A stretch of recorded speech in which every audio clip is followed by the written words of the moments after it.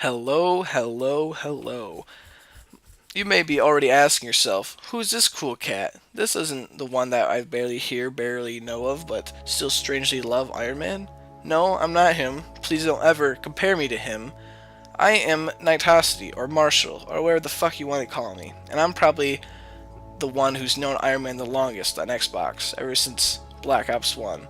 We'll probably get more into that in a different commentary if he ever lets me do it. But yes, I am talking over one of Iron Man's gameplays. No idea what it is. He just said he's gonna fit in with something. But when he came to me and asked me to do one, I was like, what could I do? Something that would destroy but also build his reputation at the same time. And then it came to me. Gay fan fiction. Say it with me. Just 3 words. Gay fan fiction. Now what I do there is I just take Iron Man's name and I just put into a story where he's extremely gay.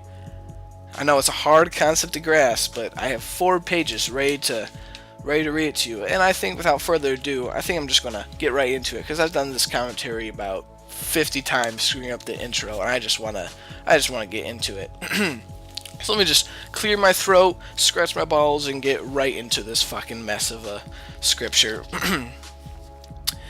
It was a queer summer evening in Mississippi. Iron Man was out by a small lake with his newly found lover, who he had met on the other side of a hole in a stall at a gas station bathroom. The two had made not only a physical connection, but also a spiritual one. The second Iron Man cupped his lover's balls while gurgling the average-sized dick that pierced to glory hole. Iron Man and his lover sat out on a hill overlooking the moon-reflected lake on top of a blanket, laying under a small dead tree so they could watch the stars. Iron Man had brought out the good wine to celebrate their upcoming sodomy. They lathered each other with generic brand cooking oil, but left their toes barren as to attract mosquitoes. They would watch the mosquitoes bite the tip of their toes and then suck on each other's lumps that they got from the bites. Iron Man would moan from the tenderness and wetness from his partner's mouth. His lover would eventually kiss up Iron Man's body and slap his stomach with a spread palm. After several sexual rituals, too graphic for explanation, the two would engage in butt pounding that would rhythmically sync up with the croaking frogs and buzzing insects. Their bodies squirmed over each other and their grunts would attract nearby pigs looking to mate. After seeing that Iron Man and his lover were not in fact the hormone-driven, slopping boar that the pigs thought they heard, the pigs would off themselves by walking into the water deep enough so they couldn't breathe and then sit quietly until they drowned. The sight of 2 grown men lathered and sticky from the mixture of sweat and cooking oil with unshaven and unshowered bodies was too much for even the filthiest of animals. After several hours of switching back and forth between positions and roles, the lovers grew tired. The grass around them died and the towel they were sitting on was ripped to shreds. Both assholes were gaped beyond recognition.